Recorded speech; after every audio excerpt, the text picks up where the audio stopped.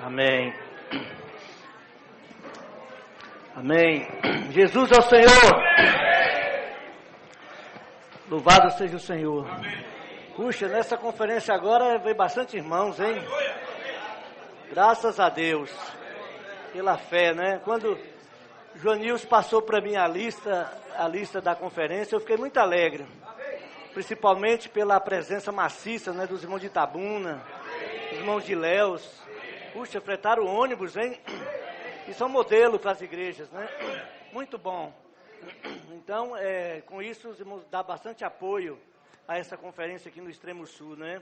É claro também as demais localidades também, né, que vieram, bastante irmãos. Puxa, muito bom. A gente fica alegre com isso, né? Isso mostra a sede dos irmãos pela palavra de Deus. Irmãos, eu queria convidar todos vocês. Esse não está falando barulho, não? Vamos ler Romanos capítulo 1. Romanos capítulo 1. Vamos ler juntos, do versículo 1 até o versículo 4. Epa, agora outra ali. Oh, Senhor Jesus. Amém. Romanos capítulo 1, vamos ler de 1 a 4? Amém. Vamos lá, juntos, vamos lá. Paulo, servo de Jesus Cristo, chamado para ser apóstolo, separado para o evangelho de Deus, o qual foi por Deus outrora prometido, por intermédio dos seus profetas, sagradas escrituras, com respeito a seu filho, o qual, segundo a carne, veio da descendência de Davi, e foi designado Filho de Deus, com poder, segundo o Espírito de santidade, pela ressurreição dos mortos, a saber, Jesus Cristo, nosso Senhor. Aleluia. Irmãos, nesses dias a gente tem desfrutado bastante do livro de Romanos, falando do Evangelho de Deus. Então, não somente no alimento diário a gente tem visto isso, mas também nas conferências regionais, nas conferências de jovens, a gente tem ruminado bastante esse livro de Romanos. Amém. E ainda nessa conferência, nós ainda queremos compartilhar um pouco com vocês sobre essa fé do Evangelho. Amém. Ainda dentro desse tema, o Evangelho de Deus. Amém. Mas o nosso tema nessa noite, ele vai ser sobre o Evangelho prometido.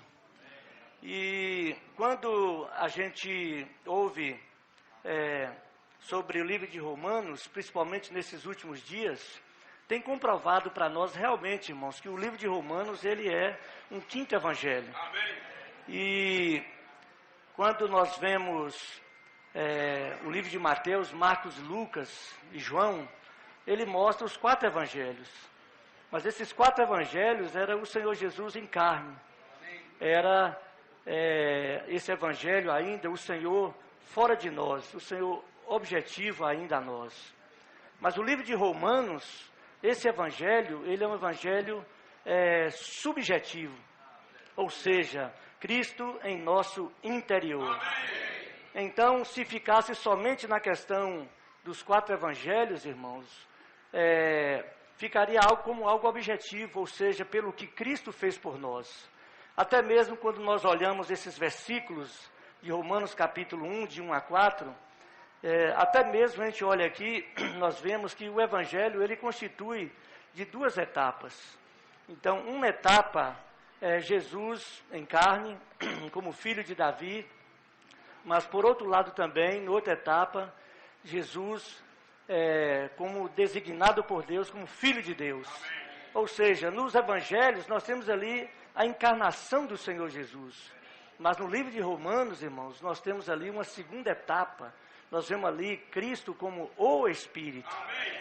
Amém. E como o Espírito, ele faz uma obra subjetiva a nós. Amém. Mas é claro que a primeira etapa, como os 4 evangelhos, é muito crucial, é muito importante, porque serviu de base de base para o Senhor poder hoje estar dentro de nós como o espírito da realidade.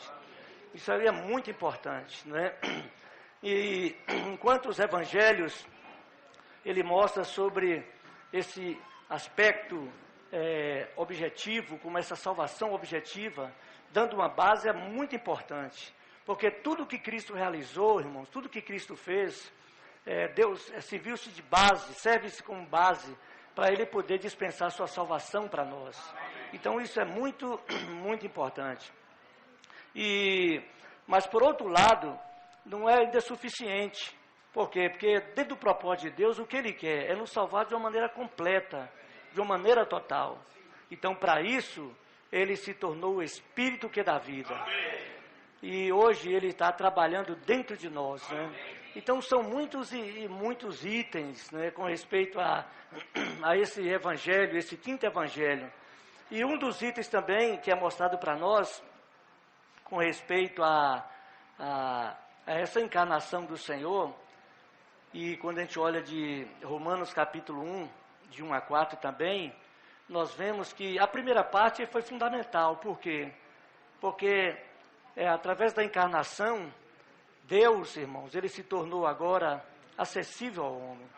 Então, a encarnação é a divindade vindo para dentro da humanidade.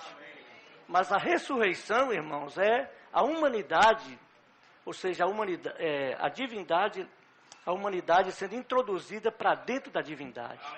Então, agora, tudo se completa de uma maneira muito maravilhosa, né? Quando nós lemos João 1:1, por exemplo, nós vemos uma distância tremenda de Deus para com o homem. A gente vê ali, no princípio era o Verbo estava com Deus, e o Verbo era Deus. Então, era uma distância tremenda, até mesmo o relacionamento do homem com Deus era muito, muito distante, muito, muito solene. Mas a partir de João 1,14, irmãos, nós vemos que esse relacionamento agora se estreitou, se tornou mais doce, mais perto, porque agora Deus estava entre os homens. Entre os homens. Mas ainda não era suficiente, né? Agora a divindade estava na humanidade. Estava entre. Mas, graças ao Senhor, pelo fato desse Senhor Jesus, Ele ter um viver humano, Ele morrer aqui, ser crucificado, ser morto e ressuscitar, Ele tornou-se o Espírito que dá vida. Então hoje Ele não está fora, nem mesmo entre nós, mas Ele está dentro de nós. Aleluia! Então isso é grandioso. Então, nessa pequena porção do livro de Romanos, nós podemos ver isso. Podemos ver essas duas etapas desse evangelho, certo? Um lado objetivo, mas o outro lado subjetivo. E o que nós queremos compartilhar nessa noite é o lado objetivo, certo, irmãos? A base que Deus estabeleceu para poder dar uma salvação completa, uma salvação plena para nós, para o homem. E amanhã César, ele vai compartilhar sobre o lado subjetivo. Então, já que esse evangelho ele tem essas duas partes, e até mesmo essas duas etapas, então vamos usar essas duas mensagens para tentar mostrar isso para vocês. Mas hoje o que nós queríamos falar ainda, que ela faz parte dessa parte objetiva, nesse versículo, irmãos, 1, quando ele fala assim, Paulo, servo de Jesus Cristo, chamado para ser apóstolo, separado para o Evangelho de Deus. O Evangelho de Deus. Então, nós temos visto que o Evangelho, ele não é um conjunto de palavras. O Evangelho também não é um sermão, não é uma pregação. O Evangelho de Deus, irmãos, ele é uma pessoa. Porque quando nós olhamos no versículo 3, ele fala que esse evangelho é com respeito a seu filho. Então, muitas vezes, quando nós vemos a questão do evangelho, a gente simplesmente lembra num conjunto de palavras para a gente poder convencer alguém para receber o Senhor. Mas nesses últimos dias, vendo esse livro de Romanos, ficou mais forte ainda. Que o livro de Romanos, ele mostra que a salvação é uma coisa muito, muito, muito mais elevada. Que o Evangelho é a pessoa de Cristo. É esse Cristo maravilhoso.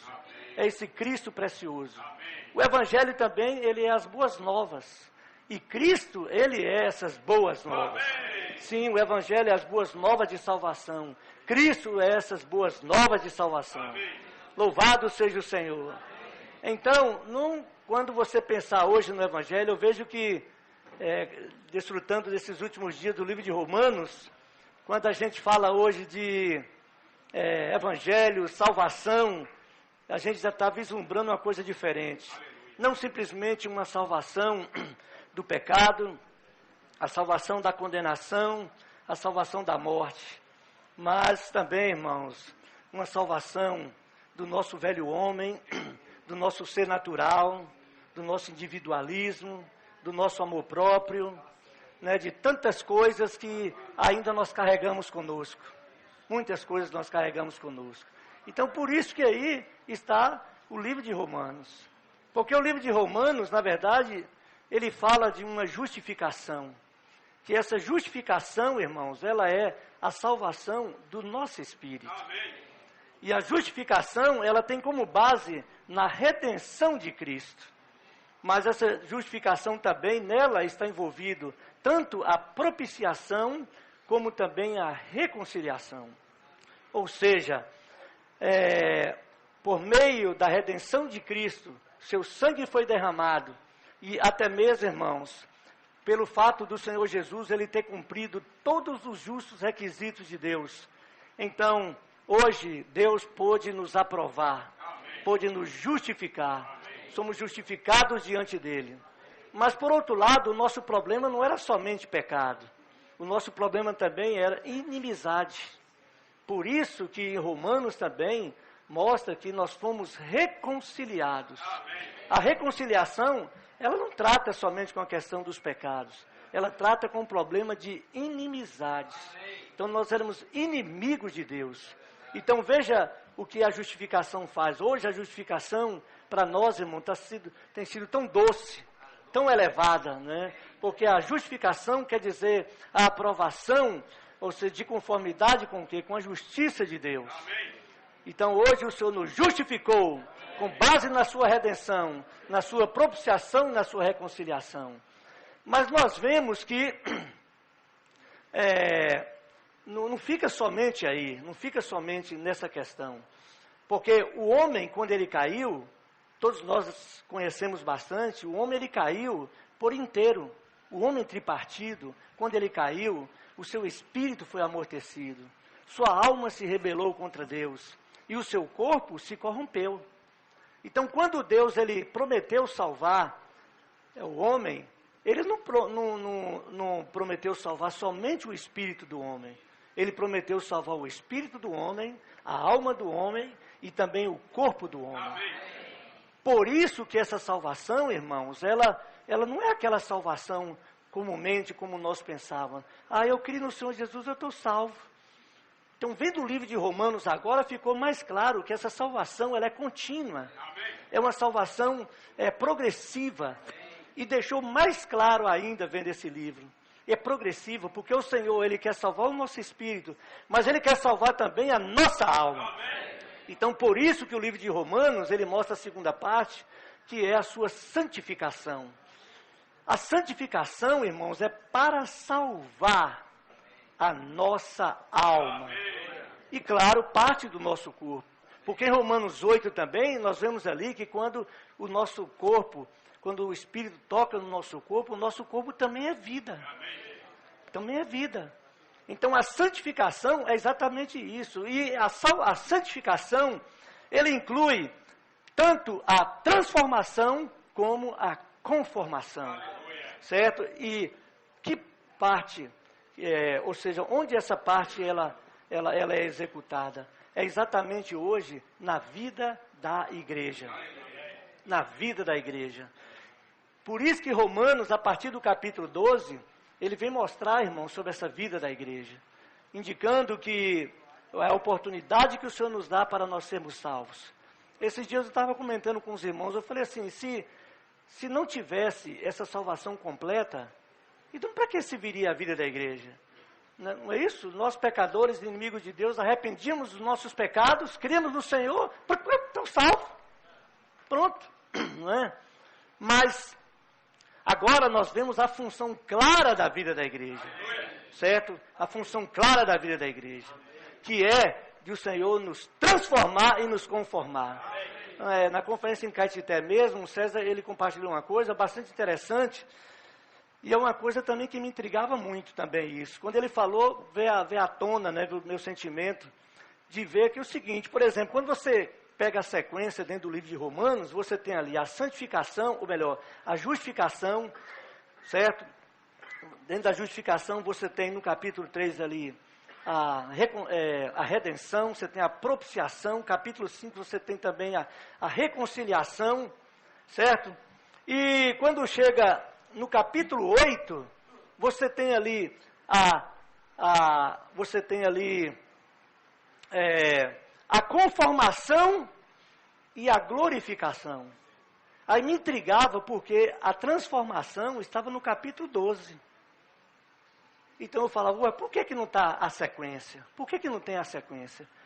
Então, foi visto, irmãos, que capítulo 12 até o capítulo 16 fala da vida da igreja, indicando que a nossa transformação é na vida da igreja. É aqui nós somos transformados. É a transformação da nossa alma. É exatamente a santificação. E, claro, não somente a questão da santificação posicional, nós não queremos entrar nesse tema, certo? Mas também na disposição, o Senhor está trabalhando dentro de nós. E por fim, a glorificação. O que a glorificação salva? O nosso corpo, onde nós seremos transformados, onde seremos glorificados. Aleluia! Então a justificação salva o espírito, a santificação salva a alma, e a glorificação salva o quê? O corpo.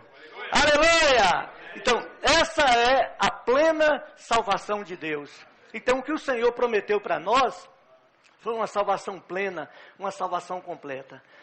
Então, vamos entrar no nosso assunto, senão a gente vai longe e demora muito. Então, por isso que o nosso ponto hoje, irmãos, é exatamente esse versículo 2, quando fala assim, por exemplo, no 1 você fala separado para o evangelho de Deus, o qual foi por Deus outrora prometido. Um evangelho prometido.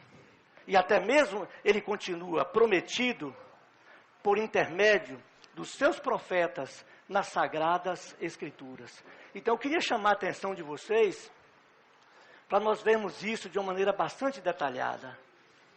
Onde que esse evangelho foi prometido? Como que esse evangelho foi prometido? Quais são as formas, quais são as maneiras? Ou até mesmo com que objetivo? Então a Bíblia, irmãos, é um livro maravilhoso. Quando nós vamos ler a Bíblia assim de uma maneira corrida, a gente olha o evangelho prometido nas Sagradas Escrituras. Mas a gente tem que escafuchar para ver onde nas Escrituras esse evangelho foi prometido. Até mesmo uma salvação prometida por Deus. Onde? Onde nas Sagradas Escrituras? Então, quando nós falamos há pouco com respeito à questão do Evangelho, irmãos, que o Evangelho, ele não é um apunhado de palavras, ou um sermão, mas uma pessoa. Então, nós vemos que esse Evangelho, ele é a própria pessoa de Cristo. Tanto em carne, como também em espírito. Amém. Em carne e fora de nós, cumprindo sua obra de redenção, estabelecendo uma base para ele poder nos salvar de uma maneira completa. Amém. Mas também como espírito, para poder fazer uma obra de transformação em nós, cumprindo assim a santificação. Certo? Então, esse é o Evangelho. Mas o Evangelho, irmãos, quando a gente abre, a gente lê em Tito 1:2, a gente podia ler isso, né, para ficar bastante forte em nós. Em Tito, capítulo 1, no versículo 2, aqui diz o seguinte, acharam? Ele fala, na esperança da vida eterna, que o Deus não pode mentir, prometeu antes dos tempos eternos. Antes dos tempos eternos. Então, a salvação de Deus, ela não foi uma coisa ocasional, irmãos. Não foi assim,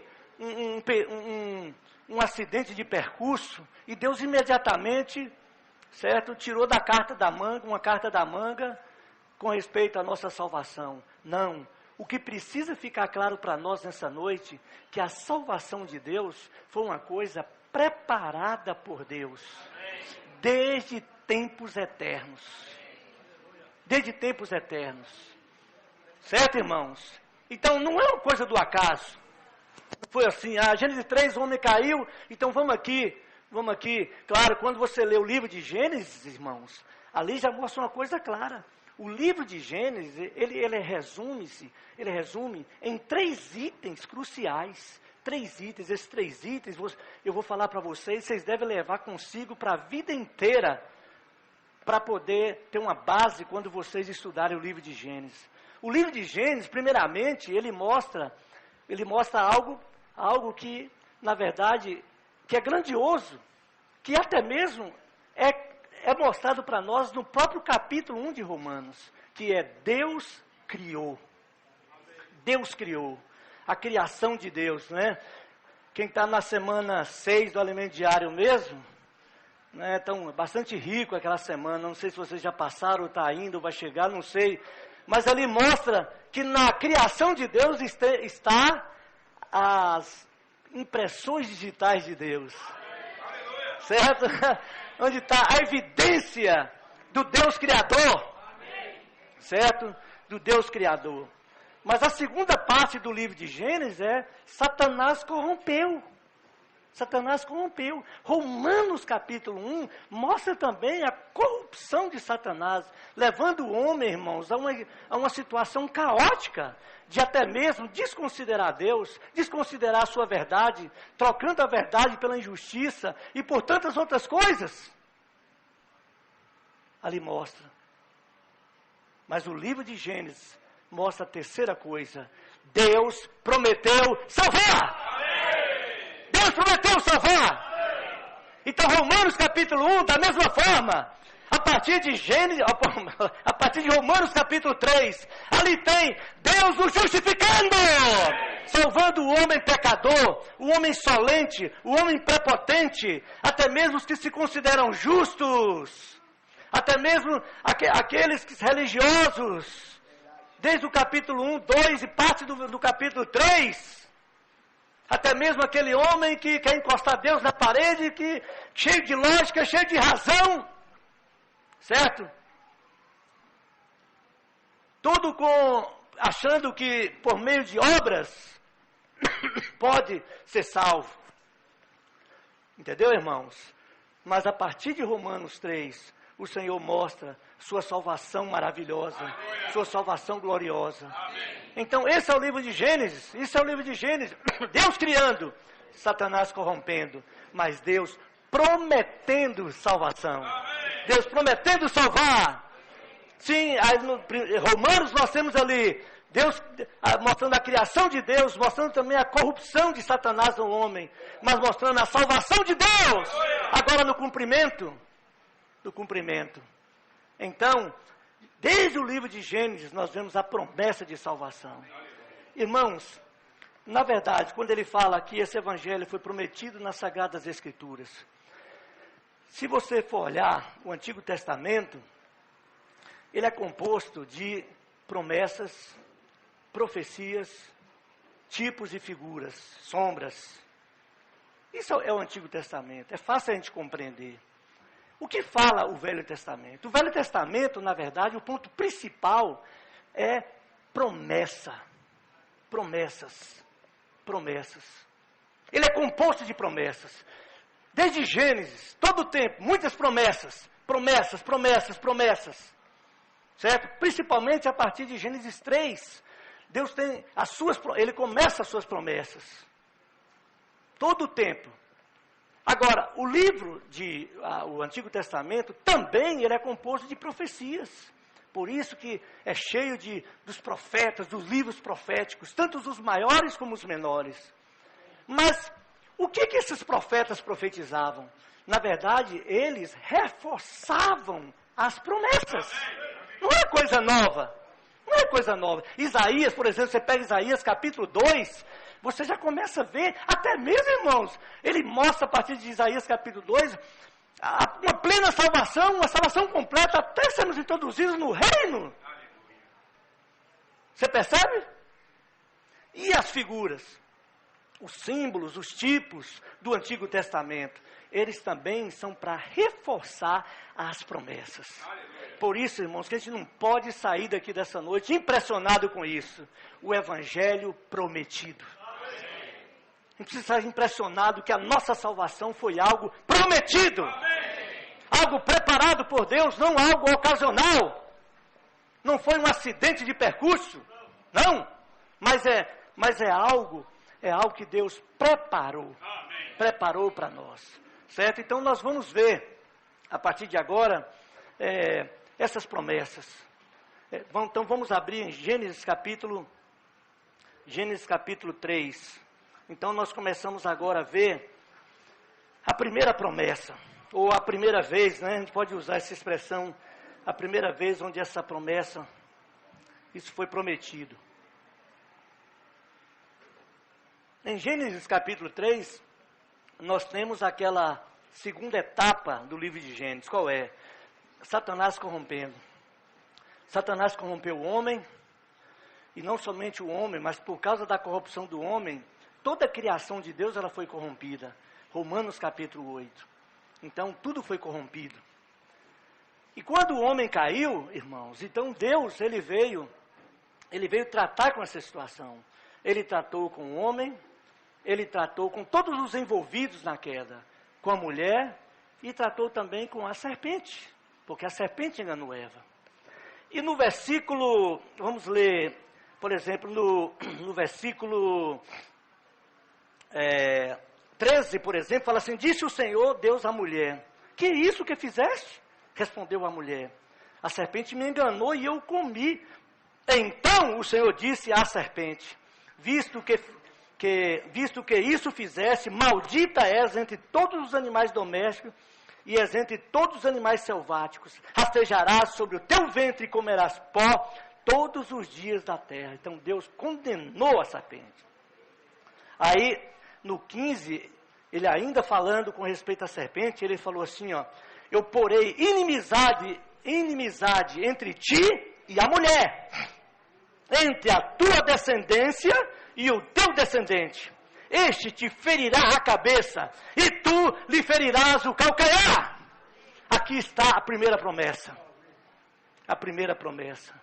Irmãos, Eva, quando ouviu isso, ela deve ter ficado muito alegre. Adão também deve ter ficado alegre. Porque aqui, irmãos, está uma promessa de salvação. Uma promessa de salvação. O homem tinha caído. Satanás danificou o homem. Certo? Então, Deus, falando essa palavra para a serpente, falou: maldita és entre todos os animais domésticos. Ou seja, no 15, porém inimizade entre ti e a mulher, entre a tua descendência e o teu descendente. Este ferirá a cabeça e tu lhe ferirás o calcanhar. Então Eva falou: puxa, então o meu descendente vai tratar com a serpente, vai tratar com Satanás. Então talvez ela achava que seria Caim, talvez seria Caim, o seu descendente. Mas irmãos, não era Caim, não era. Era o descendente da mulher. O descendente da mulher. Da mulher sairia aquele que iria pisar na cabeça da serpente. Claro, a serpente lhe feriria o calcanhar, mas ele derrotaria a serpente. Ele trataria essa serpente e proveria uma salvação para o homem criado por Deus. Criado por Deus. Mas irmãos, não foi Caim, não foi Sete, não foi BBB e bababá, certo? Mas esse descendente, ele veio de uma mulher. Ele veio de Maria. Ele veio de Maria. E esse descendente é Cristo. Então eu já queria antecipar para vocês aqui para mostrar para vocês que o evangelho prometido é Cristo. É um descendente. É o descendente da mulher. É a semente da mulher. Agora, presta atenção. Qual o objetivo dessa promessa? O que trata essa promessa? Essa promessa, irmãos, primeiramente, ele trata na questão de destruir, tratar com o inimigo de Deus. Primeira coisa da promessa, o primeiro passo da promessa é tratar com o inimigo de Deus. É Deus envergonhar o inimigo. Então, por isso que o Senhor Jesus, quando ele morreu na cruz, ele tratou com o inimigo. Ele expôs o inimigo à vergonha. Até mesmo, irmãos, o Senhor Jesus, quando morreu na cruz, na cruz foi crucificado com ele o nosso velho homem, o nosso ego. O mundo foi crucificado, a carne foi crucificada, foi crucificado também o pecado, os pecados foram crucificados, a morte foi crucificada, Hebreus 2. Não somente a morte, mas aquele que tem o poder da morte, a saber, o diabo, também foi crucificado. Então, na cruz, Cristo, ele limpou todas as coisas negativas desse universo. Foi uma varredura. Primeiramente, para o Senhor conceder a salvação ao homem, ele precisava fazer uma limpeza nesse universo.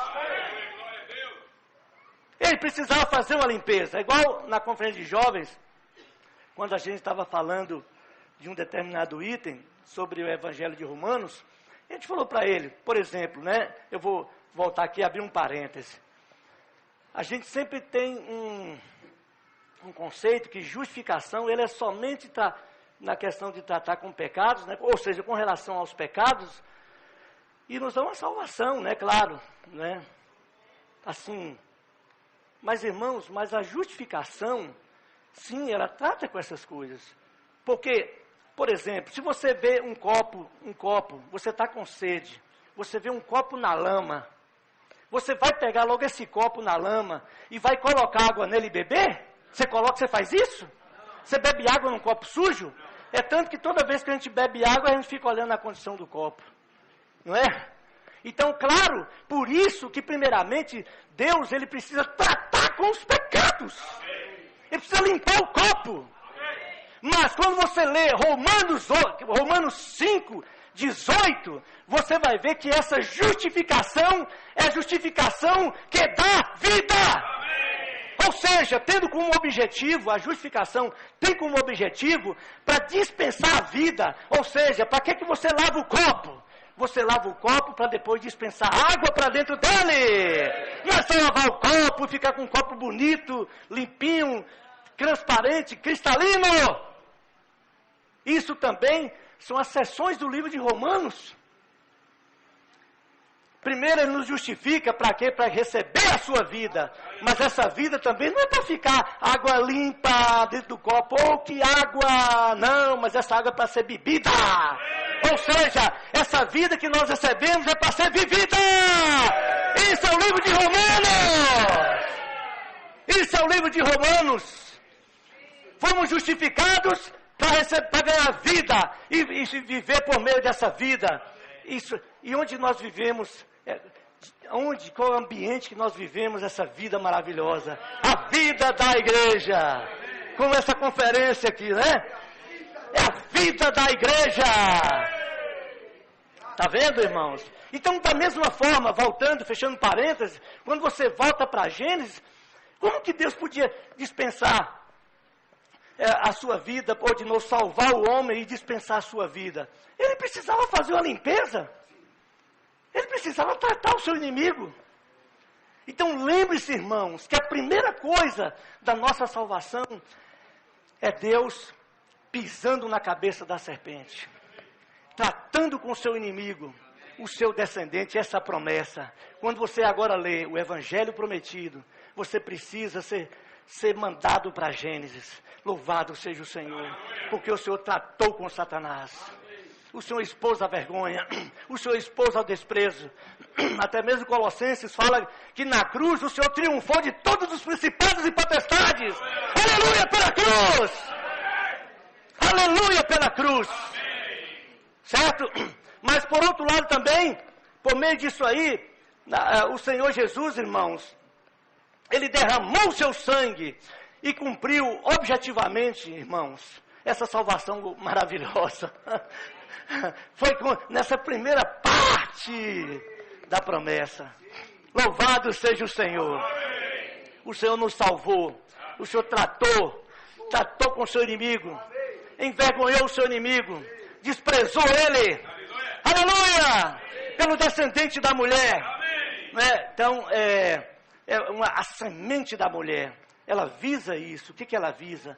Ela visa tratar com Satanás. Limpar esse universo.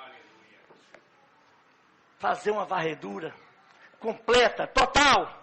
Tratando com todas as coisas negativas. Dando uma base firme e sólida para ele vir agora poder entrar no homem e salvar o homem. Então, essa é a primeira parte. Então, a segunda coisa, o que compreende esse evangelho prometido? Qual é a outra promessa? Então, vamos para Gênesis, ainda em Gênesis. Por isso que Gênesis, ele é a origem, a semente, né, de tudo isso aí. Em Gênesis 15, irmãos, abre em Gênesis 15.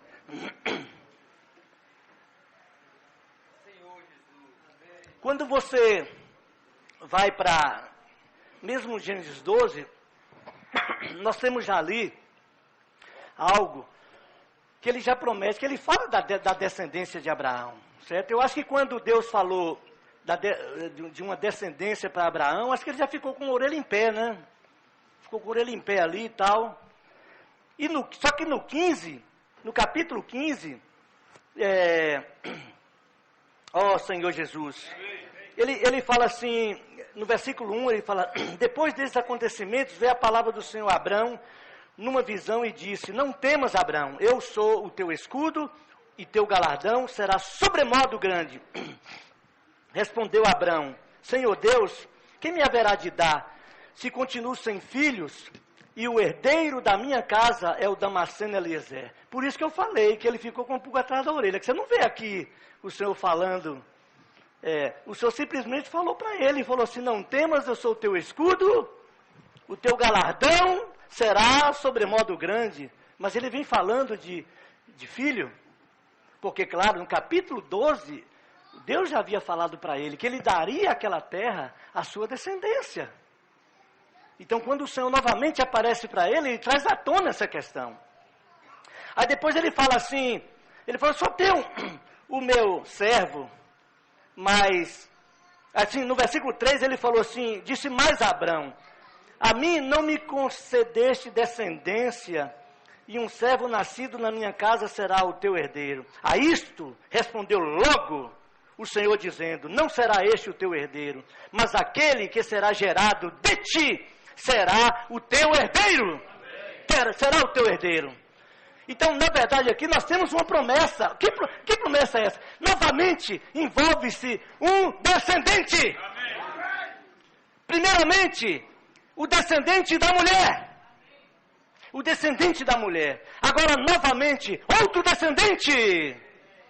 Outro descendente. Certo? Agora, tudo bem. Aqui envolve uma longa história da questão do descendente. Então, irmãos, aqui está outra promessa desse evangelho. Outra promessa, que é um descendente. Mas, irmãos, eu queria dizer uma coisa para vocês, adiantando, para não delongar muito. Esse descendente não era Isaac. Não era Isaac. Esse descendente era Cristo! Vamos lá para Gálatas. Puxa vida, Gálatas 3. Que capítulo glorioso!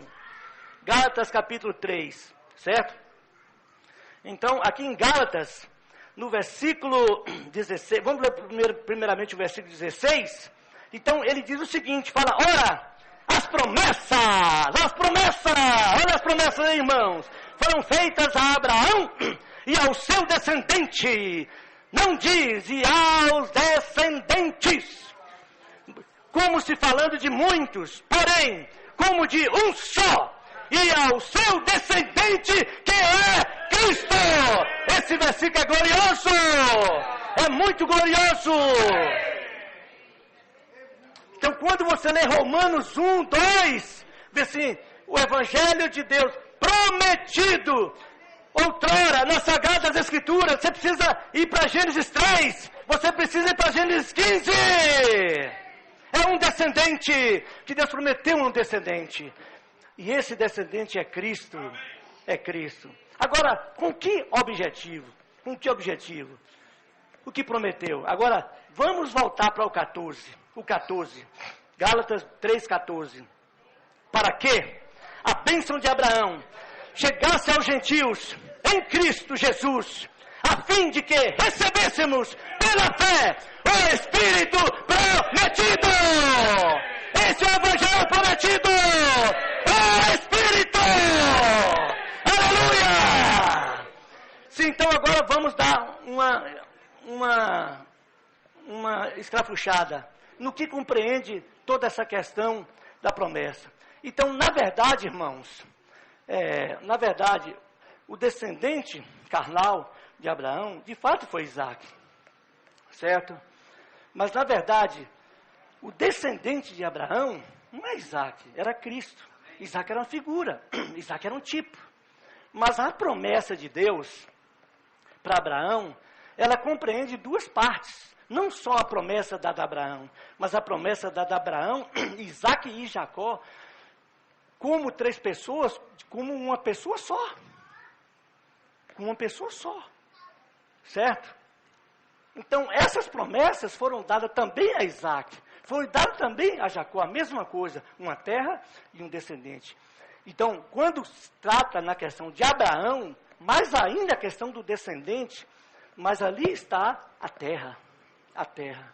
Duas coisas envolvem a terra e o descendente. Irmãos, a terra é importante. O que significa essa questão? Significa que logo após, quando Deus tratou de uma maneira objetiva, certo? O seu inimigo, destruindo ele na cruz, envergonhando na cruz, e nos salvando, e salvando o homem dos seus próprios pecados, nos salvando dos próprios pecados. E, de fato, subjetivamente, nós recebemos essa salvação, irmãos. Não para por aí. Nós somos introduzidos na vida da igreja. Você lembra, eu falei no começo, por que o Senhor não nos salvou e deixou ao léu, cada um em sua casa? Por quê? Por que não deixou lá? Ao léu, lá. Por que nos deu um lugar? Um lugar e sempre nos constrange a estar reunindo, servindo, estando com os irmãos, promove conferência para nós estarmos juntos. Irmãos, essa é a segunda parte, dentro do livro de Romanos, no que diz respeito à nossa santificação. Mas não somente isso, mas também o nosso viver e o nosso desfrute da vida da igreja. Não é, eu criei no Senhor Jesus, arrependi dos meus pecados, confessei, estou salvo. Não é só isso. Não é só isso. Nós precisamos viver e desfrutar da terra, desse Espírito, desse Cristo. Irmãos, quando você lê Deuteronômio capítulo 8 mesmo, puxa, a gente não precisa ler isso aí, ó. Essa terra. Porque, na verdade, se você for olhar, quando ele fala para Abraão com respeito à terra, para Isaac da mesma forma. Gênesis 22, quando Abraão ele é provado ao máximo, novamente ele reforça essa questão de que a sua descendência seria dada uma terra rica, uma terra maravilhosa. uma terra gloriosa. Irmãos, eu quero dizer uma coisa para vocês. Quando nós somos salvos, você sabe o que Deus nos prometeu, depois dessa salvação inicial? É entrar na boa terra. Amém. Ou seja, primeiramente, no desfrute de Cristo. Aonde? Na vida da igreja. Amém. O que é a boa terra? A boa terra é Cristo. Amém. Mas a boa terra é se viver da igreja. Ou seja, é onde nós desfrutamos as riquezas de Cristo. Puxa, eu gosto desse versículo de Deuteronômio capítulo 8, certo? Então, olha, veja bem, eu gosto de ler demais esses versículos. 8, no versículo 7, eu vou ler para vocês, olha que coisa maravilhosa, Deuteronômio 8, 7, olha que riqueza, puxa, isso é demais, porque o Senhor, teu Deus, te faz entrar numa boa terra. Repete comigo, porque o Senhor, teu Deus, te faz entrar numa boa terra. Primeiramente, irmão, depois da salvação inicial, o que o Senhor requer de nós é que nós desfrutemos de uma maneira intensa dEle. Essa fase da vida da igreja é uma fase de desfrute. Eu vou provar para vocês de vários ângulos para vocês verem. Não é ficar, salvação, salvação, salvação. Não. Por que Deus tirou o povo de Israel do Egito? No Egito você tem a primeira etapa. No Egito você tem a primeira etapa. No Egito você tem o sangue derramado, colocado nos umbrais da porta. Depois você tem também o cordeiro. Primeiro o sangue para poder salvar do anjo da morte. Depois tem a carne do cordeiro para comer e se fortalecer. Fortalecer para quê? Para ter uma longa jornada, uma longa caminhada. Mas o objetivo é entrar na boa terra. Mas por outro lado também, ainda faltava algo. Ainda faltava sepultar o velho Egito, o mundo, tudo.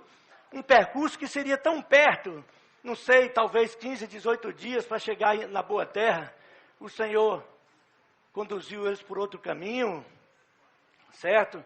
Mas nesse caminho o Senhor tinha um objetivo, tinha um propósito. Era batizá-los no Mar Vermelho, sepultar, mas também tratar com Faraó e seu exército, tratar com Satanás, sepultar, para depois continuar a jornada para onde? Para a boa terra. Então, porque o Senhor teu Deus te faz entrar numa boa terra. Olha o que tem nessa terra, olha o que tem, terra de ribeiros de água, de fontes, de mananciais profundos, que saem dos vales e das montanhas, terra de trigo, cevada, de vide, figueira, romeira, terra de oliveira, de azeite e mel, terra em que comerás o pão sem escassez, e nada te faltará nela, terra cujas pedras são ferro, e de cujos montes cavarás o cobre, cavarás e te fartarás, e louvarás ao Senhor teu Deus, pela boa terra que te dê. Quando você entra nessa terra, o que você precisa? O que você precisa? De água? Lá tem. Lá tem o que você precisa. Você precisa comida? Tem. Bebida? Tem. Tudo tem. Tem nessa terra. O que você precisa? Eu quero dizer uma coisa para você. Nós temos o Espírito prometido. Não viva, irmãos, uma vida cristã pobre, cristão lamentando, lamentação, murmuração. Mensagem de jovem, na conferência de jovem teve uma mensagem ontem, falava assim, ser libertos da apatia, da insatisfação. Puxa, apatia, ou seja, pessoas ali engessados. Irmãos, nós temos o Espírito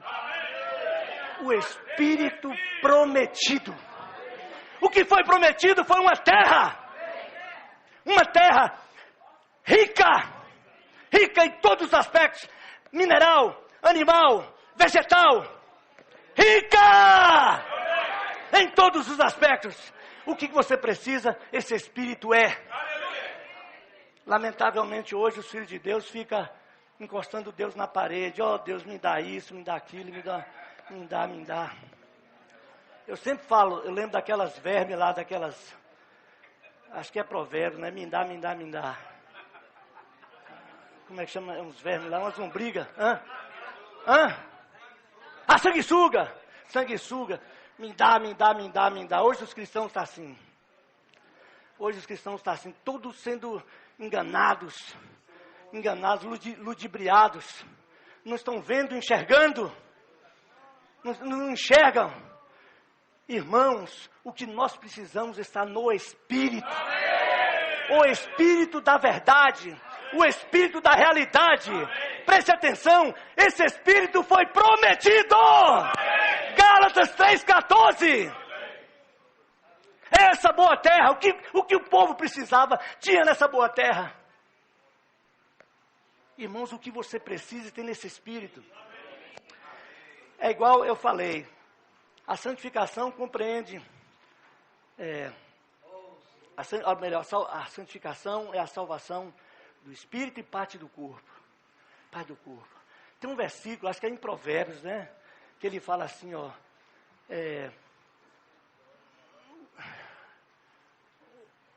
O espírito forte, como é que é? O espírito sustenta o homem na sua doença. O espírito forte sustenta o homem na sua doença. Você quer isso? Você quer nisso? Basta ter um espírito, isso aí, irmão Lô. Basta ter um espírito exercitado. Libera o espírito. Exercita o espírito. Aleluia!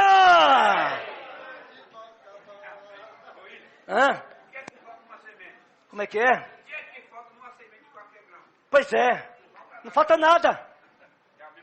É a mesma coisa o espírito. Tudo está nesse espírito. É por isso que Romanos 1, ele fala que Jesus ele foi designado Filho de Deus. A designação é uma pena. Isso só aí é uma mensagem. A designação. Não é? Uma designação. Não vou falar, senão a gente vai... quem quiser ouvir o áudio da conferência de jovens de Piauí. A mensagem 1 mesmo fala sobre essa questão, né? Entendeu, irmãos? Tudo está nesse Espírito. Tudo está nesse Espírito.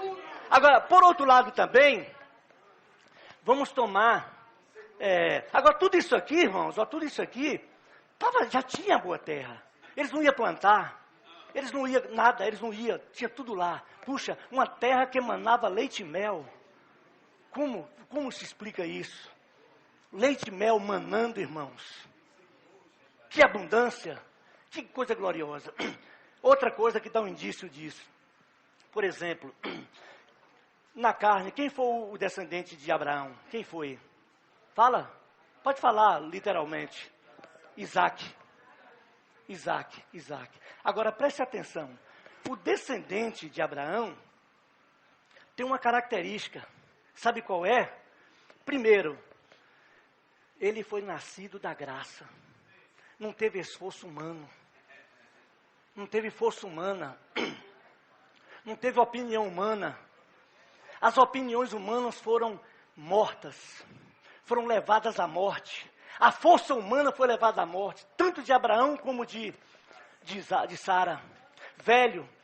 Uma pessoa também idosa. Sara idosa. E estéril. É impossível. Por isso que essas mensagens têm mostrado para nós sobre viver na lógica. Na lógica. Irmãos, as coisas de Deus é tudo ilógico. É tudo ilógico. Esse dia eu falei para uns irmãos, eu falei assim, por exemplo, você sabe o que é Deus? Deus fala assim, ó. Deus fala assim, aí ele fala como é que fala aquela passagem? Ele fala, do camelo passar na agulha, como é que fala? É mais fácil um camelo passar no fundo da agulha do que um rico entrar no reino de Deus, não é? Depois eu falei, na verdade, isso aí não é o ponto-chave. O ponto-chave está embaixo, que fala assim, para Deus, o que é impossível para os homens, é possível para Deus. Porque as coisas de Deus é assim mesmo, é um camelo passar no fundo de uma agulha. Essas são as coisas de Deus. A nossa não, a nossa tem que ser uma agulha, passar uma linha, passar, aí tá certo. Entendeu? Mas as coisas de Deus é assim, é um mar abrir e todo mundo passar seco no meio do mar. Isso aí é um camelo passar no fundo de uma agulha. Vi uns camaradas com a arca nas costas e pisar no rio, e o rio dividir em duas partes. Entendeu? As coisas de Deus é assim, irmão. E um bocado de gente lá rodando a muralha, lá, rodando tal, 7 dias, né? Por 7 vezes cada dia. Aí na hora que tocou as trombetas, dá um grito, tá! Aí a muralha cai. Ah, meu Deus do céu! As coisas de Deus é assim, irmão. Não tem lógica! Não tem lógica! As coisas de Deus são assim. Então por isso, Abraão lutou, conseguiu daqui, Sara dali, gerou o que não devia ser gerado, e tal. Aí Deus lá esperando, ó. Esperando. Aí quando o homem morreu, aí Deus falou, agora é hora de eu agir. Por isso que eu sempre falo, o fim do homem é o começo de Deus. Enquanto você estiver lá, ó, ainda tem um fôlegozinho, tentando ajudar Deus, Deus está lá. Não tem problema não, eu espero 80 anos, 90 anos, pois se para mim 1000 anos é como um dia. Então por que eu não vou esperar 80, 90 anos? Entendeu, irmãos? O fim do homem, a morte do homem é o início de Deus. Pronto, Isaac gerou. Agora preste atenção, Isaac. Voltem e lê o registro de Isaac. Isaac não dava um prego na barra de sabão.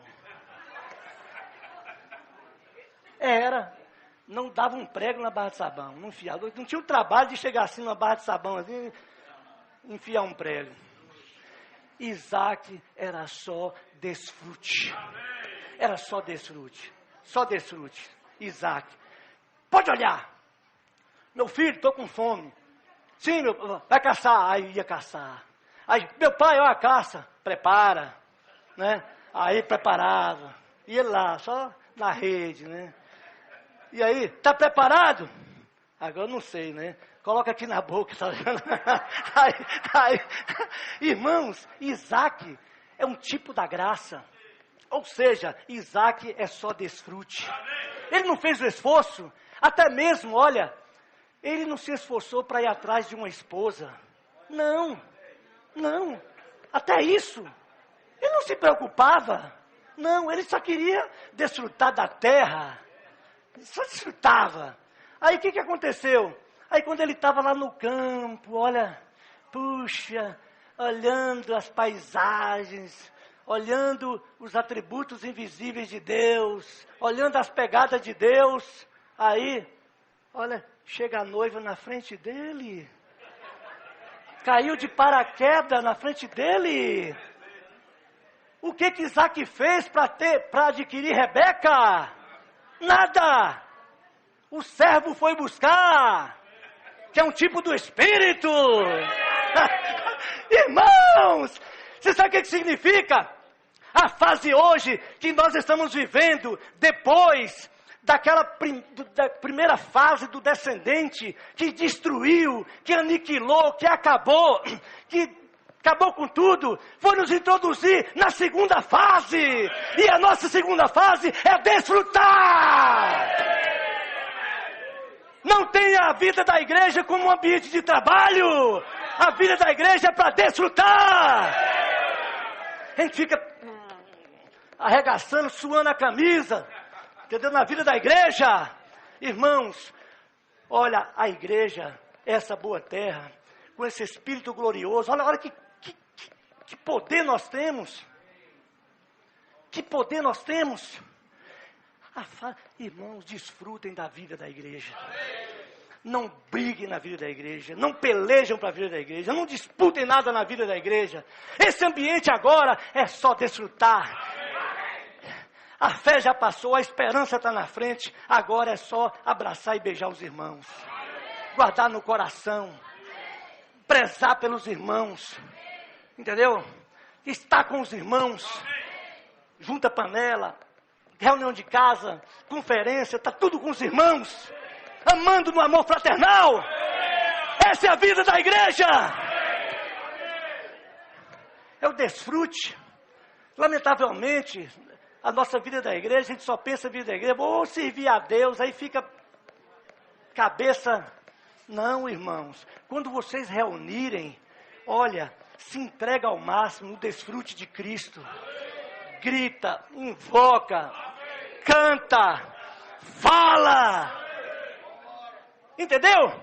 Esse ambiente aqui é para desfrutar. Agora a gente fica escafuchando mais coisa para poder fazer de uma vida da igreja rica, aí se torna uma vida da igreja tão cansativa. Cheguei a ficar cansado. Vou até beber um pouquinho de água aqui. A vida da igreja tem que ser um lugar aprazível. Uma reunião tem que deixar saudade para a próxima. Entendeu, irmãos? Tem que ser assim. Nesse lugar, Deus nos faz desfrutar. Olha, você pode ver, você lê o alimento diário em casa, você lê, relê, tal. Quando você vai ler com mais irmãos, você fala, puxa, parece que eu nem li, mas é isso mesmo, está certo, porque o dispensar aqui, irmãos, é maior. Porque a vida da igreja é coletiva. E não somente por isso, porque o viver cristão é coletivo. Não é individual. Romanos trata com uma questão individualista. Principalmente a partir de Romanos 14. Mostra também com um problema de divisão. Que tem palavra de advertência. Que os crentes romanos precisavam também ser libertos disso aí. Não só dos pecados, não só da condenação. Mas também ser liberto do velho homem, do velho ser. Do amor próprio, do individualismo, também de coisas que causam divisão. A gente precisa ser liberto. Então tudo isso é o livro de Romanos. E na vida da igreja, irmãos, olha, o cristão, na própria Bíblia mostrada para nós somos como ovelha. Olha para um rebanho de ovelha. Você pode ver, pode ser 100, 200 ou 3, 4, elas sempre estão juntas. Você pode ver. Aí quando uma puxa a fila, as demais vão. Se quer ou não, elas vão. Elas vão, seguem. Elas são fechadinhas entre si. Unânimes. Em unidade. Isso somos nós, tem que ser assim como ovelha. Olhar para um irmão, ter alegria, ter satisfação, ter isso, ter gozo. Não é aquela coisa, puxa, eu vou para a reunião da igreja, eu acho que vou que é o jeito. Eu não suporto mais. Suporto mais olhar para a cara de fulano. Não. Se você ainda tem esse sentimento, você precisa ser liberto. Você precisa ser liberto. Você precisa de libertação. Alguma coisa te oprime. Precisa de libertação. Precisa orar ao Senhor. Se você não tem força, chama alguém para orar. Mesmo não falando o seu problema. Fala, irmão, por favor, ora comigo aqui. Eu preciso ser liberto de algo que eu tenho. Ora comigo. Eu quero ter libertação. Eu quero me ver livre disso aí. Há anos que isso me prende. Entendeu, irmãos? Porque a vida da igreja é o reino, é justiça, paz e alegria. Na vida da igreja, aleluia, temos um nome e a palavra Espírito Espírito que em nós, Espírito Espírito está em nós, vida está nos encher. Vida, pra nos encher. A igreja é o reino, é justiça, paz e alegria.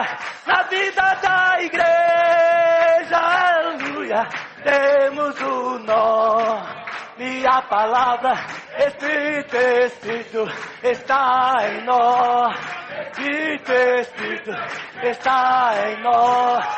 Vida, vida, enche, vida, vida, a nos encher.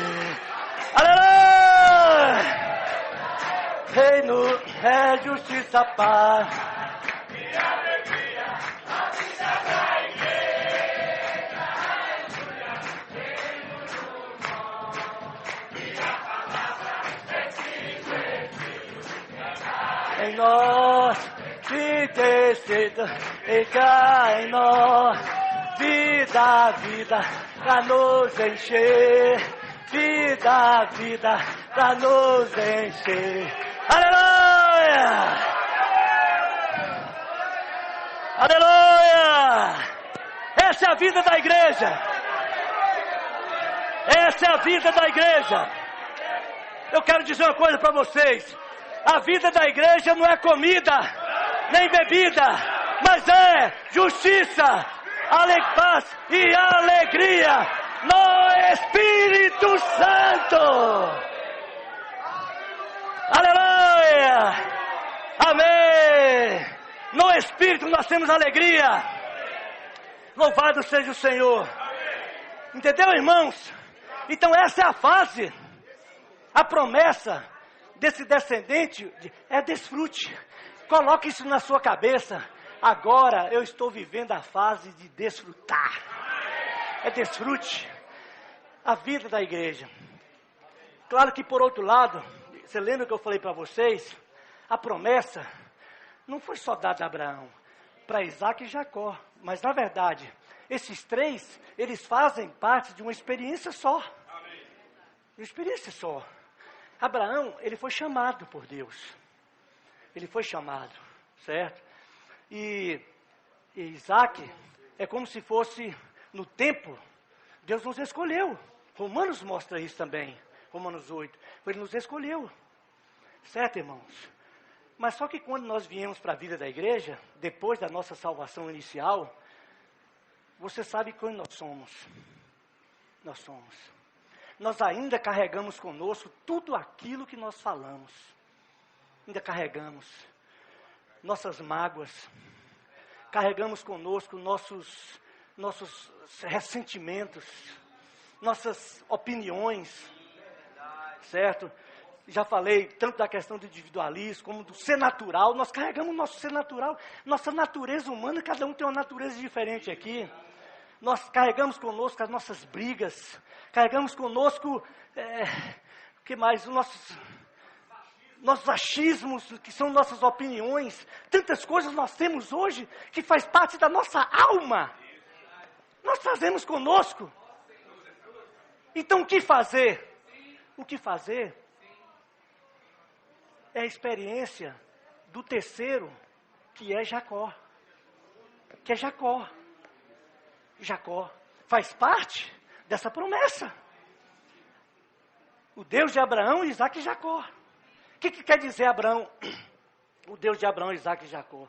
É exatamente, irmãos, três na experiência de um indivíduo só. Ali em Abraão eu tenho minha parte. Em Isaac eu tenho minha parte. Mas em Jacó também eu tenho a minha parte.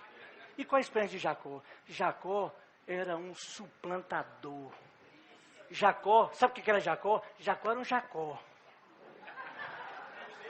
Que significa enganador. Por isso que a gente fala, fulano deu uma jacosada. Né? Aquilo é igual Jacó. Irmão, eu e você, nós temos a natureza de Jacó. De enganar, disso, daquilo. Então, o que precisa? Aí Deus precisa, transformar. Transformar. Por meio de sofrimentos, por meio de provas, por meio de testes, e assim por diante. Então, hoje, nós estamos nessa fase de desfrutar, mas na fase também de sermos transformados. Transformados. Irmãos, uma pessoa com a natureza tão ruim como a de Jacó, tão ruim, ele era tão ruim, que ele lutou com Deus por uma noite inteira. Ele lutou com Deus uma noite inteira, irmãos.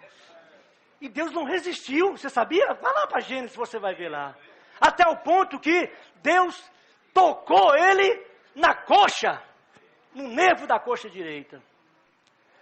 Irmãos, eu quero dizer uma coisa para vocês. O músculo mais forte do nosso corpo e o osso mais forte do nosso corpo está aqui, ó. Mais forte. Então, onde Deus tocou Jacó? Tocou Jacó na parte mais forte dele. Aleluia. Eu quero dizer uma coisa para você. Sim, continue resistindo a Deus. Continue. Entendeu? Não tem problema não. Um dia Deus vai tocar na sua parte mais forte. Entendeu? Então, eu acho melhor a gente se entregar logo, se render. 1 Pedro fala se necessário. Se é condicional. Eu lembro que o irmão Douglas sempre falava no passado, né? Falava assim, mas é necessário, mas é necessário. E é mesmo. Não tem jeito. Entendeu, irmão? Entendeu? Deus vai tocar. Então, esse também é o livro de Romanos. Esse é o livro de Romanos. O que o Senhor está nos salvando? A nossa alma. Isso faz parte da nossa santificação. Trabalhando. Mas eu quero dizer uma coisa para vocês. O Jacó, enganador, o pirata, o esperto, todos os adjetivos de saber para o que é aqui aí, certo? Esse tipo de coisa, ele se tornou o príncipe de Deus. Israel. Príncipe de Deus. Irmãos, fiquem tranquilos. Se a gente permanecer na vida da igreja, na vida cristã, né, diante do trabalhar desse Espírito transformador, um dia nós seremos transformados em príncipes de Deus e reinar, que é a continuação de Jacó em José.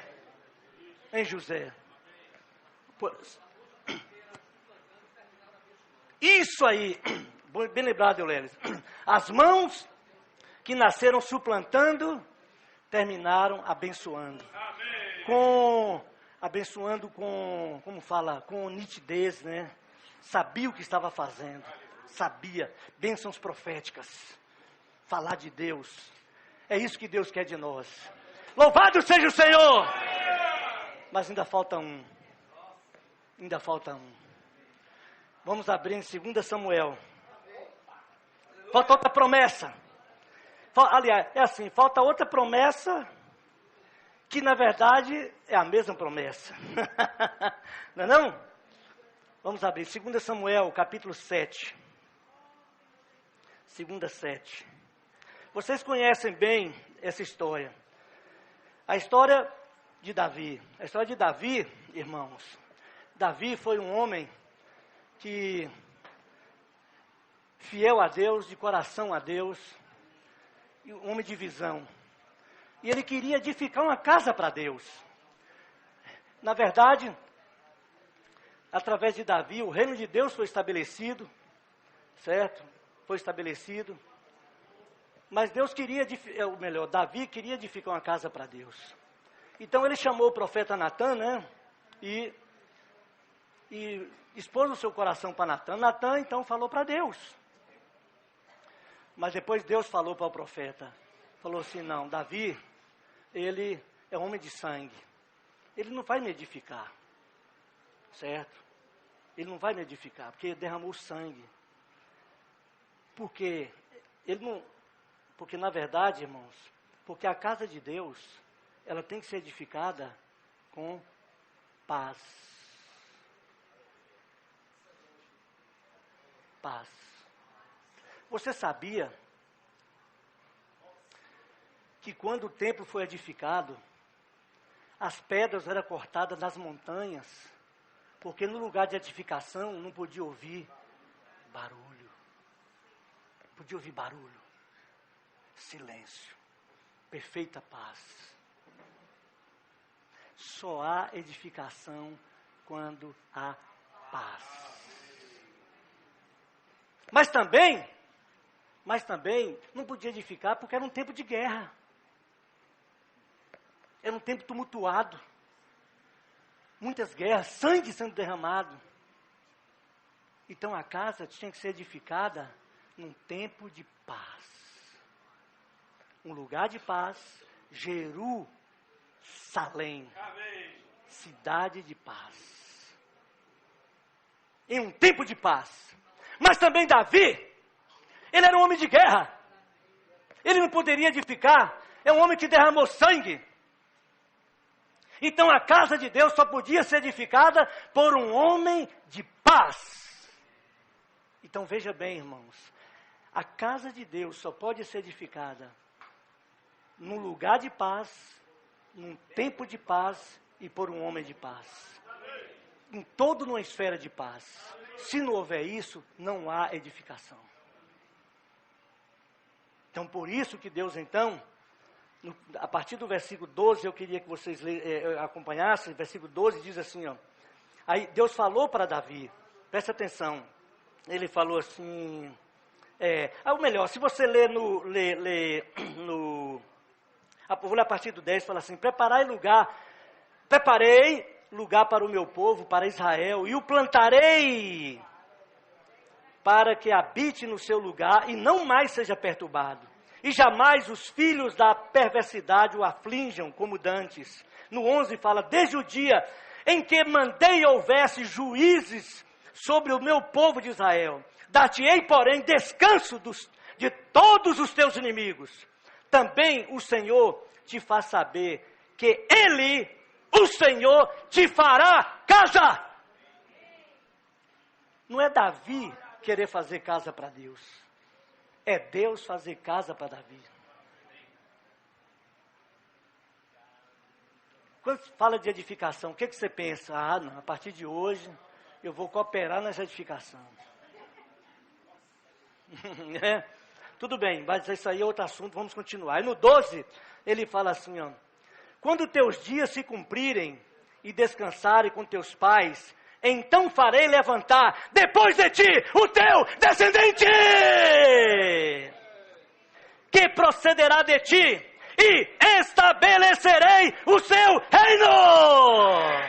Olha novamente a semente, olha novamente o descendente. Agora, não descendente da mulher, não descendente de Abraão, mas o descendente de Davi.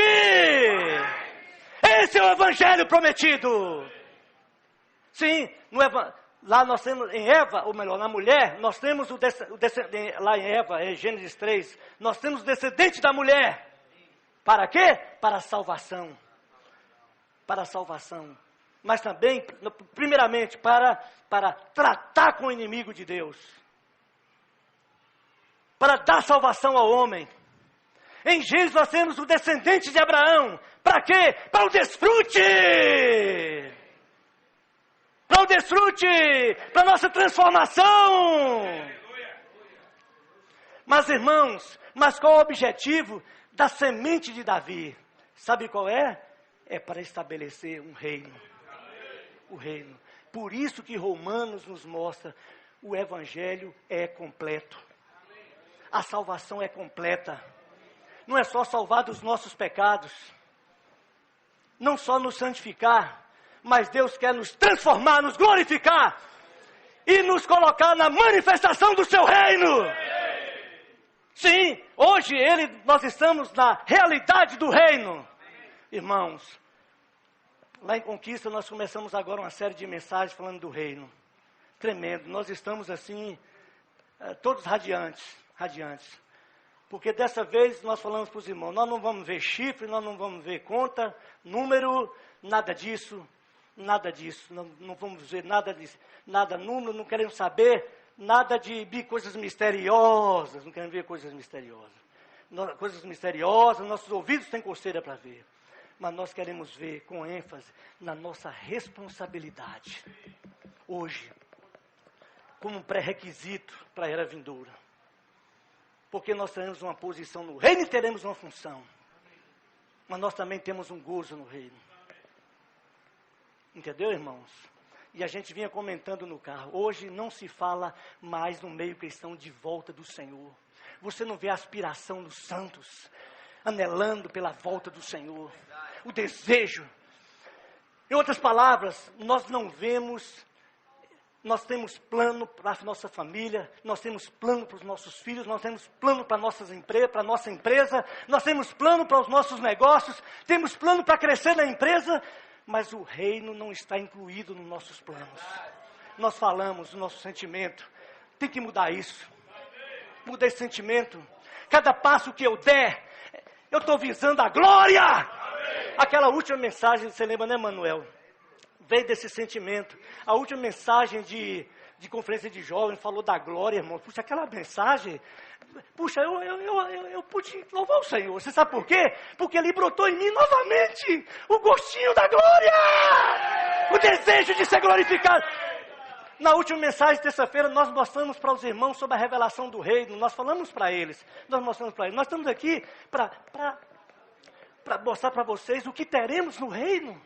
Dentre muitos itens que nós vemos no Antigo Testamento e no Novo Testamento, um dos itens mesmo, nós falamos para os irmãos, você quer viver num lugar onde Satanás não está? Quem deseja isso? Você deseja? Estando num lugar como esse, irmãos, olha, não há guerra, não há brigas, não há contenda, não há nada. Porque todas essas coisas que acontecem hoje nesse mundo, até mesmo entre as nações, a paz desejada, a paz negociada, que nunca consegue negociar. Todos os advogados serão desempregados. Quem é advogado aqui já está desempregado no reino. Pode continuar. Os jovens aí, se desejam fazer direito, pode continuar fazendo, não tem problema. Irmão, você quer estar num lugar desse? Você quer estar num lugar onde é 1000 anos de gozo, satisfação interior, não é alegria, não é coisa gostosa dentro de você. Você quer estar num lugar desse? Você quer estar num lugar onde você estará para sempre com o Senhor? É esse lugar. Irmãos, se você tem essa expectativa, esse viver, sim, diante dos sofrimentos, você vai encontrar força. Você vai saber por quê. Você vai, irmão, é simplesmente para nos manter, para nos levar a parar de murmurar, de queixar, mas de crer, de confiar. Você quer estar num lugar onde nós estaremos cara a cara com o Senhor? Irmãos, a gente precisa mudar esse sentimento. Não é ver número, não é ver dia, não é ver chifre, 10, 12 chifres. Não é ver essas coisas. Não é ver essas coisas. É ver como os crentes, os nossos que antecederam, os crentes fiéis, que cada passo que dava, eles aguardavam pela volta do Senhor. Muitos foram martirizados, entregaram suas vidas, né? Entregaram suas vidas, muitos derramaram, quebraram o vaso de alabastro, e desperdiçaram sua vida no Senhor, porque eles sabiam que essa vida é transitória, é passageira. Mas hoje nós vemos os filhos de Deus envolvidos ao máximo, sendo ocupados, sendo distraídos, com tantas coisas. Até mesmo, quando você olha Romanos capítulo 1, a condição do homem caído, muitas vezes nós estamos no meio daqueles os que aprovam tais coisas. Estamos concordando, que aceitam. Eu sempre lembro, o irmão Dong, ele dava um exemplo, que ele falava assim, você pega um sapo assim, se você quer matar o sapo, você pega um sapo e joga dentro de uma panela de água quente. Aí quando você joga o sapo dentro da panela de água quente, quando ele toca na ele pula lá, ele pula, não é isso? Aí você não consegue matar. Mas de outra maneira, você pega uma panela de água fria, aí joga o sapinho lá dentro, aí o sapinho fica na aqui deu pra mim, né? Aí você vai, liga o fogo do fogão, entendeu? Aí vai mornando, ai que o sapinho gosta, aí vem aqui morninha, que massa, hidromassagem, fazer aqui, aumentar as águas aqui, né? Vai tomar uma hidromassagem, e a água vai esquentando, Ele vai acostumando, e vai esquentando, e ele está lá, e esquenta, e o corpo acostuma, e esquenta, e ele está lá. Aí daqui a pouco, irmão, a água está em alta temperatura, ele não percebe e morre. Esse mundo está fazendo assim com os filhos de Deus. Está banho-maria, no molho, não é? Essa questão de gênero, essa questão do pós-modernismo, essa questão das questões filosóficas, pouco a pouco, aí, e pouco a pouco as pessoas vão aceitando. O que era vergonhoso no passado, hoje é normal, é maravilhoso, é isso, é aquilo. Entendeu, irmãos? Nós não podemos aceitar esse tipo de coisa. Não podemos. Mas para isso, irmãos, nós temos que ter uma visão do reino. Em realidade hoje, mas também manifestação no mundo vindouro. No reino vindouro. Vivendo o reino como realidade. Um reino que a base é justiça. Você percebe? Então, na verdade, o Evangelho, Deus nos prometeu destruir aquele que nos danificou. Aquele que nos maculou, aquele que nos corrompeu. Ele fez isso objetivamente, destruiu como de fato.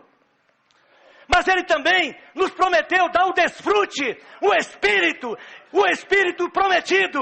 Estamos vivendo essa realidade hoje. Irmãos, hoje estamos vivendo a era do Espírito, a era da igreja. É a era da graça, é uma era dispensacional, tem um começo e tem um fim.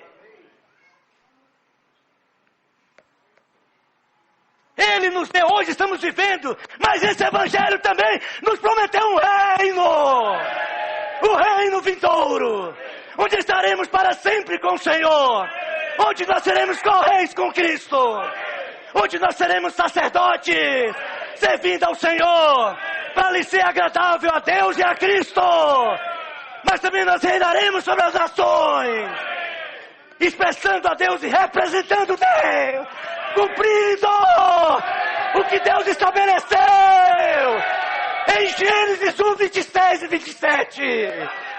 A sua expressão e a sua representação. Essa é a promessa, esse é o Evangelho. Puxa, essa Bíblia, ela é eletrônica, mesmo assim eu quero beijá-la. Irmãos, isso não é glorioso? O Evangelho prometido. Mas quando você vê o versículo 13, fala: este edificará uma casa ao meu nome, e estabelecerei para sempre o trono do seu reino. Eu creio que um dia Deus edificará a sua casa. Toda a obra de Deus visa edificar um corpo para Cristo. Ele está trabalhando para isso. Isso faz parte da promessa. Eu quero dizer uma coisa para vocês. Deus não é homem para que minta, nem filho do homem para que se arrependa. Tendo Deus prometido, não fará, hein? Como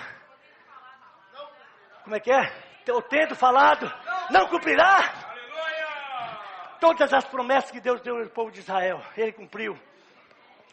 Deus deu promessa. Deus prometeu para nós destruir com Satanás, Ele cumpriu. Ele prometeu nos dar salvação, Ele cumpriu. Ele nos prometeu dar um desfrute. E a vida da igreja nos deu. E agora, Ele nos prometeu dar um reino inabalável. Ele vai estabelecer o seu trono nessa terra. Ele vai reinar por 1000 anos. E nós reinaremos. Todos aqueles crentes fiéis a Cristo, que foram fiéis, buscadores, que amam o Senhor, que não tem pena da sua vida nessa terra, não economize nada nessa terra para Deus, entendeu? Mas aqueles que vencem o mundo, vencem o pecado, vencem a carne, vencem o ego, vencem as trevas, aquele que todo o tempo está na cruz. Está na cruz. Entendeu, irmãos? Então, o nosso sentimento é que também isso se espalhe para todas as igrejas aqui, da nossa região. Voltar a ter um sentimento, para que a nossa esperança, ela novamente se acende. Seja reavivada! Seja reavivada, a nossa esperança seja reavivada. Eu sempre falo, 1 Pedro 1,3. Irmãos, 1 Pedro 1,3. A esperança é uma coisa que veio inclusa na nossa regeneração. Nós já ganhamos uma esperança. Já ganhamos. Mas nossa esperança, muitas vezes, vai se apagando. Vai se apagando. Irmãos, quando uma pessoa perde a esperança, ele fica num vácuo que se chama nada. Nada, ele fica no nada. Uma pessoa sem esperança, ele não dá um passo. Olha, os irmãos idosos me perdoem, né? Eu também já estou chegando na idade avançada também. Mas você sabe, chega um certo período que nossos planos, não temos mais plano. Não temos mais sonhos. Né? Porque eu vejo, criou os filhos talvez bem-sucedidos e tal. É igual uma velhinha que morava lá na roça. Aí toda vez que eu chegava, eu falava, como é que vai, dona Ana? Ah, meu filho, eu só estou esperando a morte chegar.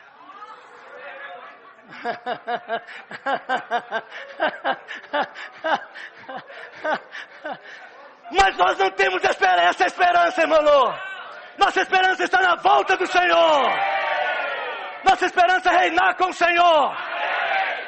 E nossa esperança é entrar pela eternidade e viver pela eternidade com o Senhor. Essa é a nossa esperança. Mas nós temos um desafio. Temos uma parte ainda que precisa de nós, depende de nós. É estar nesse reino milenar. Estar como vencedores.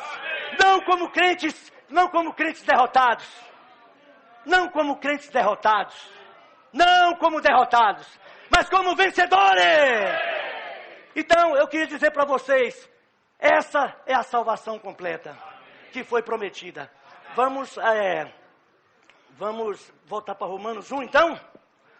Romanos 1. Aleluia! Romanos 1.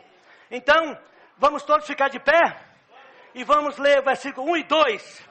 Agora, eu sei que você vai ler o versículo 2 com outro sabor. Concorda comigo? Amém. Você vai ler com outro sabor? Amém. Então lê de uma maneira viva. Vamos lá, versículo 1 e 2.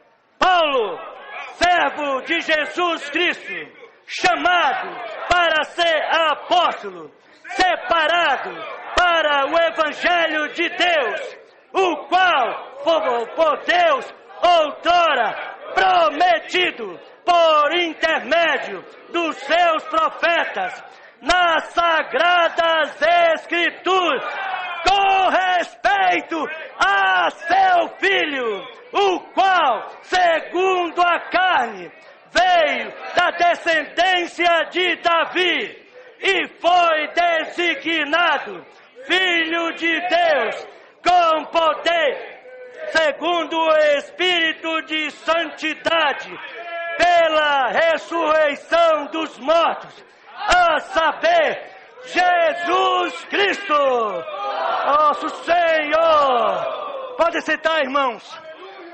Então, o descendente de Davi não é Salomão, não. O descendente de Davi é Cristo. E ele não é somente o descendente de Davi, ele é a raiz de Davi. Aleluia! Vamos lá, irmãos. Dá a sua porção. Vamos lá. Não perca tempo, levante e compartilhe.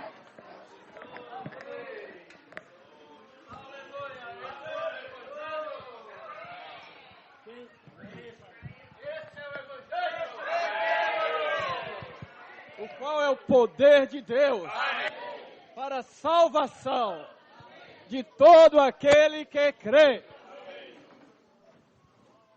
Nós somos convidados a crer em uma mensagem ou em uma pessoa? Aleluia. Louvado seja o Senhor. Eu estou aqui, irmãos, não é porque eu ouvi uma mensagem. Eu estou aqui é porque eu criei em uma pessoa.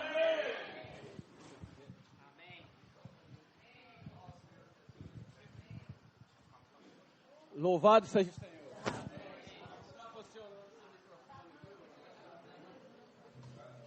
amém. Agora funcionou. Aleluia, louvado seja o Senhor. Irmãos, como eu sinto o número de pessoas que ouviu essa mensagem, que está aqui hoje, eu não sei o que falar, eu quero dizer que nós somos bem-aventurados. Porque, irmãos, essa é a palavra que todo cristão deveria ouvir. Esse é o evangelho que todo cristão deveria crer. Nós temos ouvido um evangelho aí que não é esse evangelho. Não é esse evangelho que foi prometido nas sagradas escrituras. Irmãos, eu ganhei tanto essa noite que eu não sei nem como compartilhar. Mas eu sei que Deus é fiel. O que Ele prometeu, Ele cumpriu. Quando nós chegamos em Mateus, a primeira coisa que nós ouvimos é o quê? É genealogia de Jesus Cristo. Mas quem é esse Jesus Cristo? É filho de Davi. É filho de Abraão. O que é isso, irmãos? É o cumprimento daquilo que Ele prometeu. Começamos o Novo Testamento com o cumprimento desse evangelho. Trazendo para nós essa pessoa. Com a ênfase principal aonde? A ênfase é o reino. Não falou que é Jesus Cristo filho da mulher, mas filho de Davi. Porque o sentimento de Deus, irmãos, está no reino. A mulher, o descendente da mulher, é para tratar com Satanás. Deus não coloca isso em primeiro lugar. Em primeiro lugar, Ele coloca o filho de Davi. Para depois ter o quê? O filho de Abraão. Isso indica, irmãos, que o Senhor quer nos dar o Espírito. Nessa noite a mensagem que nós vimos é para nos levar ao Espírito. Nós vimos que teve 3 pessoas mencionadas hoje à noite. Abraão, Isaac e Jacó. O que significa? Abraão foi aquele que foi chamado. Ele foi chamado para viver pela fé. O meu justo terá vida e viverá pela fé. Então, esse justo que vive pela fé, ele precisa de que agora? Ele precisa de Isaac. Ele precisa de desfrutar. Isaac é graça. Nós, irmãos, somos aqueles que fomos chamados para viver pela fé e desfrutar. E no desfrute nós temos o quê? Nós temos transformação. Isso é maravilhoso. Não é uma reformação. Não é uma maquiação. Mas é uma transformação. Isaac nos traz desfrute, mas nós precisamos ver que somos Jacó e que Jacó tem jeito. Quem não é Jacó aqui? Todos nós somos Jacó, mas louvado seja o Senhor. Que Jacó no final de sua vida era alguém que era um príncipe de Deus. Alguém, irmãos, que conhecia o passado, o presente e o futuro. Alguém que pode abençoar não tendo olhos, mas olhos da carne. Ele enxergava pelo Espírito de Deus. Isso é maravilhoso. Irmãos, que mensagem. Louvado seja o Senhor. Nós precisamos dessa revelação. O segredo do Evangelho é a revelação. A revelação dessa pessoa. O segredo de Deus está nessa pessoa. Vamos sair de todas as distrações para estarmos centrados nessa pessoa. Cristo Jesus, o nosso Senhor. Louvado seja o Senhor. Deixa eu dar oportunidade também para os irmãos.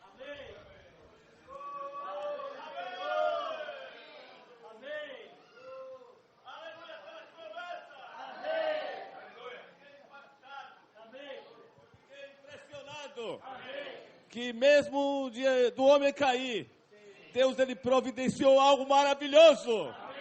Deus ele já previa tudo E Ele providenciou. E essa promessa, Senhor, para a esperança da vida eterna, que o Deus que não pode mentir, prometeu antes dos tempos eternos. Deus, Ele providenciou para nós, irmãos, um descendente. E esse descendente é Cristo. E fez uma promessa para Abraão. E essa promessa é o Espírito. Irmãos, isso é maravilhoso. Quando mostrou a questão da edificação da igreja, a edificação precisa ser em um tempo de paz, em um homem de paz. Porque na edificação não deve haver barulho, deve haver paz. Irmãos, isso é maravilhoso. E o Senhor nos colocou na vida da igreja para isso. Quando há paz, tudo acontece. Senhor Jesus!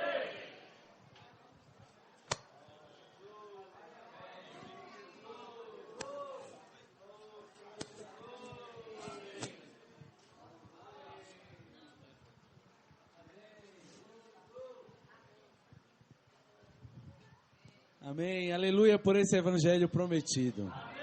Nessa noite, irmãos, graças a Deus, Deus prometeu algo e cumpriu. Isso é para o nosso benefício, isso é para o nosso desfrute, né? Essa salvação, irmãos, nós estamos também na conferência de jovens. Essa salvação não foi uma salvação por acaso, ela foi, irmãos, uma salvação planejada, uma salvação realmente vista. Deus via a condição do homem, ele tinha que cumprir algo, né? E na verdade, tudo que Deus fez, irmãos, imagine que no Velho Testamento havia muitas pessoas que elas almejariam ver o que Deus ia fazer com o homem para tirar ele daquela situação. Irmãos, louvado seja o Senhor!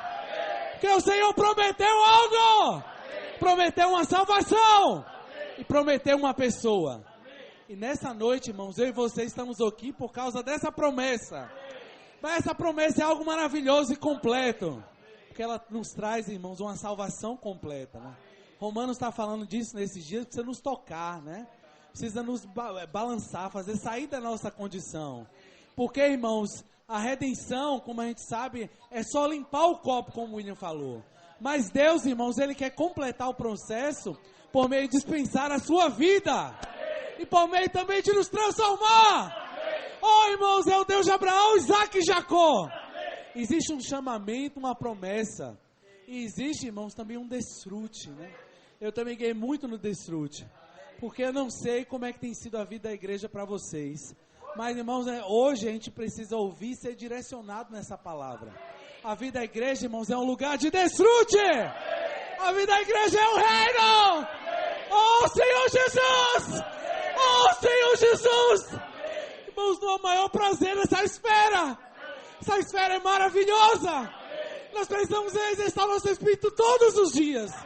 Quando a gente vê os irmãos nas reuniões, realmente deixar levar à cruz as coisas negativas. Porque, irmãos, esse viver é um viver de desfrute. E esse desfrute, ele causa uma transformação. Eu não sou mais a mesma pessoa. Olha, irmãos, eu não quero ser. Quero ser conformado à imagem do Filho. Mas é por meio desse desfrute, irmãos. Louvado seja o Senhor. Eu também não quero nessa noite deixar de falar da esperança. Irmãos, nós precisamos reavivar a nossa viva esperança.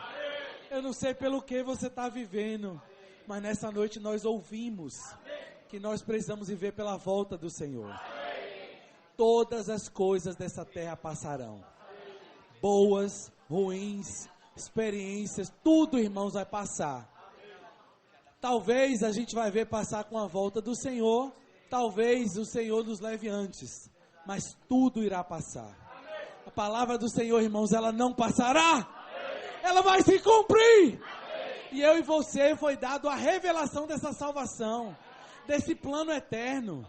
Imagine, irmãos, que no Velho Testamento, como eu falei, os profetas queriam saber quando havia a profecia de que Deus ia habitar, irmãos, no nosso coração. Oh, Senhor Jesus! Irmãos, tudo isso é por meio do Espírito. Tudo isso é maravilhoso. É desfrutável demais. Oh, Senhor Jesus! A salvação é maravilhosa demais. O Espírito prometido é maravilhoso. Nós precisamos entrar nele. Oh, Senhor Jesus! Todos os dias, irmãos. Isso foi dado a nós. E agora, qual é a nossa responsabilidade? Quando a gente fala de Apocalipse e de ver o reino, a gente fica assustado, eu quero discernir. O que está acontecendo, irmãos? Qual é a nossa responsabilidade? O que nós estamos fazendo para trazer o reino de Deus? O reino, irmãos, começa na nossa vida. O reino de Deus começa na história da nossa vida. E você precisa desfrutar desse Espírito prometido, para que esse reino comece dentro de você, na sua casa, no seu trabalho. Irmãos, tudo está acessível por meio do Espírito. Eu regozijo nessa noite, Senhor Jesus.